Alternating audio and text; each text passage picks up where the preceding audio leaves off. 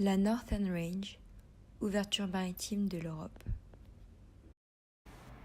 La Northern Range est une façade maritime située au nord-ouest de l'Europe. Grâce à ses nombreux ports modernes et bien connectés aux grandes routes maritimes internationales, elle assure la bonne intégration de l'Europe aux échanges mondialisés. L'importance de la Northern Range est ancienne. Elle remonte au Moyen Âge et à la constitution de la dorsale européenne, un arrière-pays puissant, riche et densément peuplé. Il fait de Rotterdam et d'Anvers le premier et le second port européen, mais aussi le troisième et le 16e port mondial.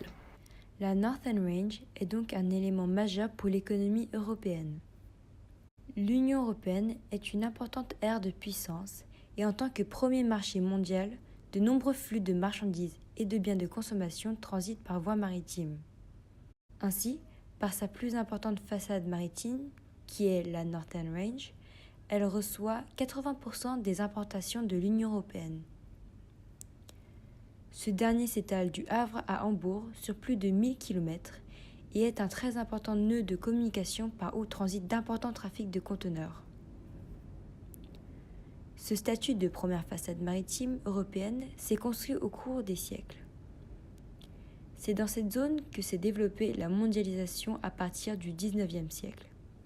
Ces dernières décennies, en raison de la multiplication des échanges avec l'accélération de la mondialisation et l'approfondissement de l'Union européenne, le trafic de ces grands ports est en constante progression. Le volume des flux a augmenté de 40% à Rotterdam en 25 ans et de 130% à Anvers. Si les relations de l'Europe avec le reste du monde sont importantes, elles passent cependant au second plan derrière les relations intrazones qui concernent la majorité des échanges. Mais aussi, la Northern Range a une place à l'échelle mondiale qui est très importante. En effet, elle est la seconde façade maritime mondiale, une façade maritime très dynamique. Elle se compose de plusieurs ports d'envergure internationale, Rotterdam avec 400 millions de tonnes de trafic, Anvers, Hambourg, Amsterdam et Le Havre. La grande compétitivité de la Northern Range est également due à son important hinterland, un débouché sur l'axe fluvial rhénan avec d'importants moyens de communication comme des routes, des axes fluviaux, axes ferroviaires et des oléoducs et gazoducs. Face à la mondialisation croissante, les ports de la Northern Range font preuve de coopération entre eux. Ainsi, les principaux ports acheminant les cargaisons vers les ports secondaires.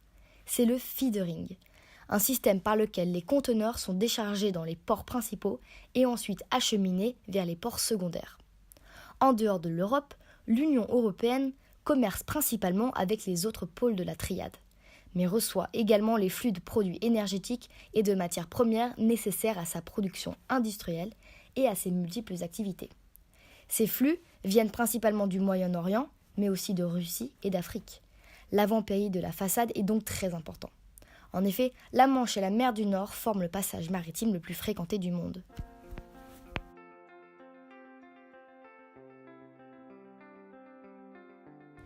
Voici un exemple plus précis, le port d'Anvers. Le port d'Anvers se situe sur l'Escaut et est borné au sud par la ville d'Anvers et au nord par la frontière néerlandaise. Grâce notamment au creusement de nouveaux bassins, il continue à développer ses quais, actuellement de 151 km, et ainsi cela lui permet de se positionner comme un important centre d'activité logistique et industrielle. À Anvers, les plus grands navires au monde naviguent presque jusqu'au cœur de la ville. Avec sa position géographique unique à 80 km à l'intérieur des terres, Anvers dispose d'un immense port en eau profonde. Des produits comme les fruits, l'acier et le café sont acheminés vers l'arrière-pays européen de manière rapide et durable. Loin de la mer et près des destinations, pas étonnant donc que le port d'Anvers se classe au 2e rang européen. De plus, d'importants investissements sont en cours, tout comme par exemple la zone de développement de safting de 1000 hectares, multifonctionnelle, c'est-à-dire qu'elle regroupe les industries, services maritimes et logistiques, et probablement un bassin à caractère multimodal. Un autre investissement important serait la construction d'une deuxième écluse sur la rive gauche, qui serait la plus grande au monde et permettra aux navires d'atteindre 1 heure plus tôt les bassins portuaires de la rive gauche, qui pourra être ainsi développée.